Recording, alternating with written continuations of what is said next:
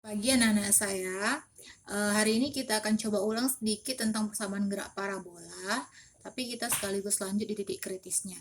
Nah, seperti pelajaran kita yang lalu, gerak parabola itu adalah gerak dua dimensi. Gerak dua dimensi berarti berada pada sumbu X dan sumbu Y. Nah, itu dia dimaksud dengan dua dimensi. Ketika benda kamu lemparkan dari titik awal sampai kemudian kembali ke tanah, kita gambarkan dengan lintasan seperti ini.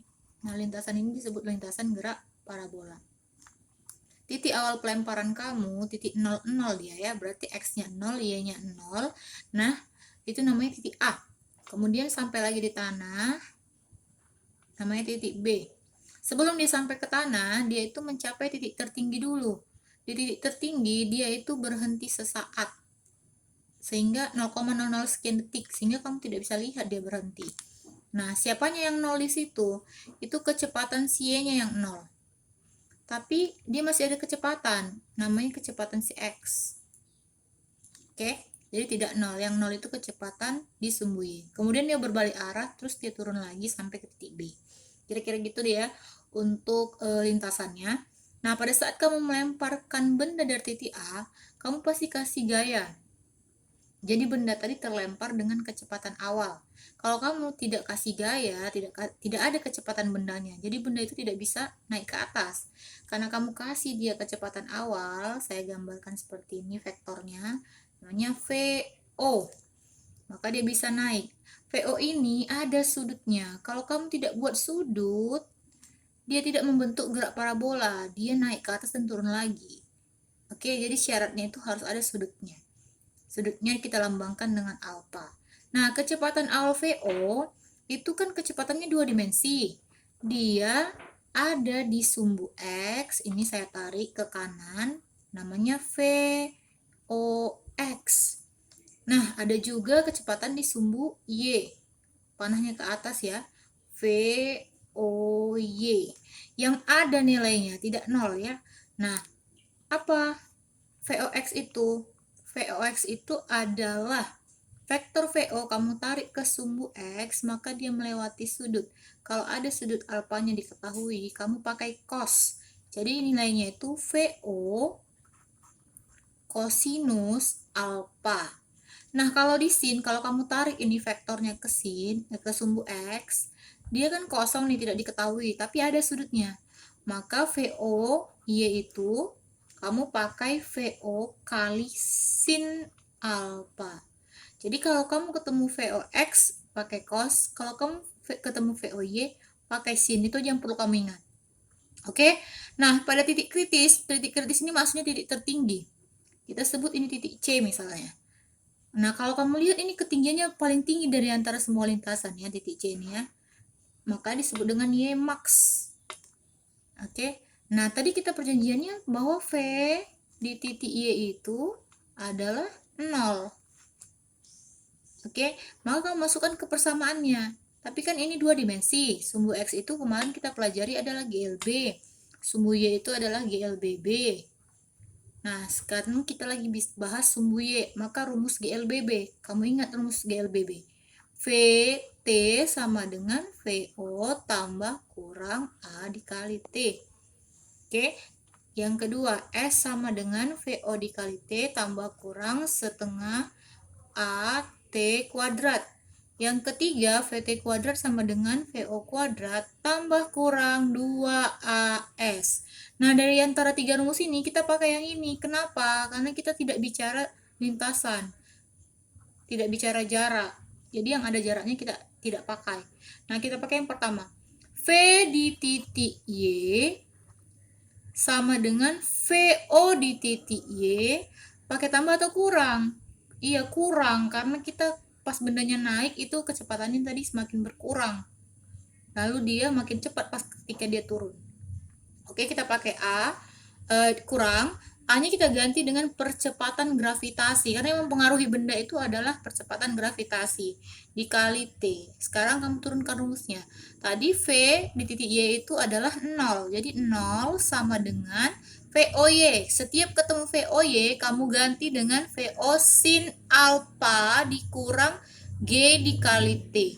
Negatif pindah ke kanan jadi positif. Ya, G dikali T sama dengan VO sin alpha.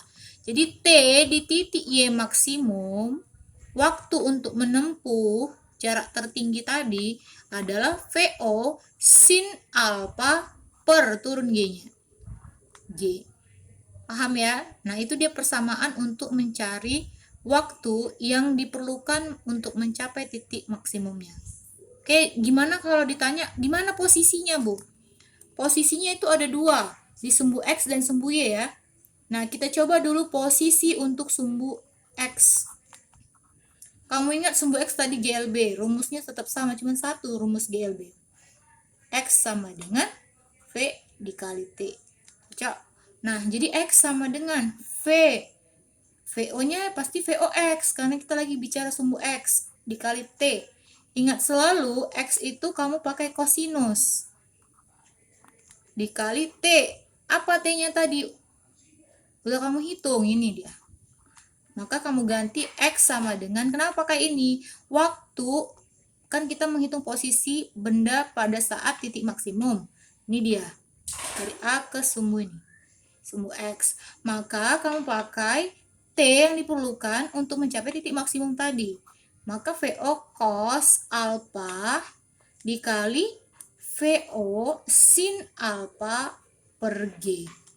Nah, jadi jangan langsung bingung. VO dikali VO itu VO kuadrat. Sin alpha dikali cos alpha per gravitasi.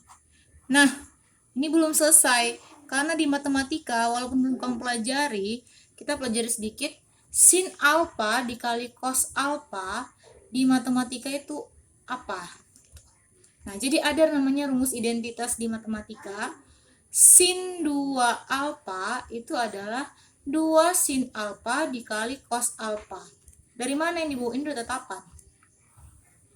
Oke, ini matematikanya. Maka kamu perlu apa? Kamu perlu sin alpha dan cos alpha. Duanya ini harus hilang.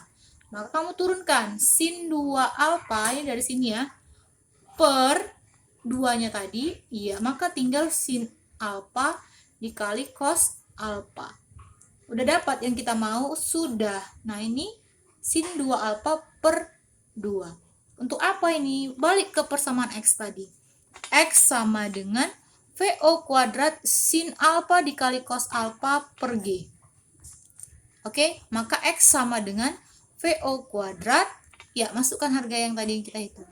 Sin 2 alpha per 2-nya ke bawah, bareng-bareng dengan si G-nya. Maka persamaan X-nya itu untuk titik maksimum adalah VO kuadrat kali sin 2 alpha per 2G. Oke, nah bagaimana dengan sumbu Y-nya? Sumbu Y posisinya berarti GLBB. Kamu lihat rumus GLBB yang pakai posisi ada rumus 2 dan rumus 3. Jadi kita pakai rumus 2. Oke, maka S-nya kita ganti dengan Y. Y sama dengan VO di titik Y tentunya dikali T dikurang setengah GT kuadrat. Oke, maka Y sama dengan, setiap ketemu VO Y kamu ganti dengan VO sin alpha. Maka VO sin alpha dikali T kurang setengah GT kuadrat. Belum selesai, belum. T-nya kamu ganti dengan yang kita hitung pertama tadi. Waktu untuk mencapai titik tertinggi. Ya, agak panjang, agak rumit. Kita sama-sama turunkan. VO kali sin alpha, ini dari sini ya.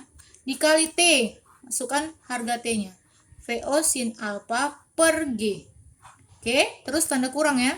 Setengah dikali G, T-nya sama. VO sin alpha per G, jangan lupa kamu pangkat 2. Oke, nah jadi Y sama dengan VO dikali VO, VO kuadrat, sin dikali sin, sin kuadrat, jangan lupa alpanya, per G. Sudah ya untuk sebelah sini ya, kurang setengah G, nah G-nya ini VO kuadrat, sin kuadrat, alpha per G kuadrat. Tahu dari mana? Karena mereka semua dikuadratkan. Oke, nah ini masih di dalam kurung. G-nya ini mati dengan 1 G yang di bawah. maka nanti yang depan dengan yang di belakang sudah sama nih. VO kuadrat sin kuadrat alfa per G dikurang setengah VO kuadrat sin kuadrat alfa per G. Jadi kalau udah sama di matematika kamu bisa jumlahkan. Nah, ini kan VO kuadrat sin kuadrat alfa per G, angkanya nggak ada di depan, berarti 1 kan? Sedangkan ini setengah VO kuadrat sin kuadrat alfa per G. Jadi kamu bisa lihat di sini 1 dikurang setengah. Iya, setengah ya. Setengah, yang di atas tetap sama. VO kuadrat sin kuadrat alfa per setengahnya tadi, 2 dikali G. Yaitu dia persamaan posisi di sumbu Y pada titik kritis atau titik maksimumnya. Oke, jadi kalau diminta koordinatnya, koordinat berarti sumbu X dan sumbu Y kamu gabungkan. X, titik, koma, Y. Kamu masukkan harganya setelah kamu hitung, tergantung soalnya berapa nanti jumlahnya. Oke, jika ada pertanyaan silakan di kolom komentar. Terima kasih.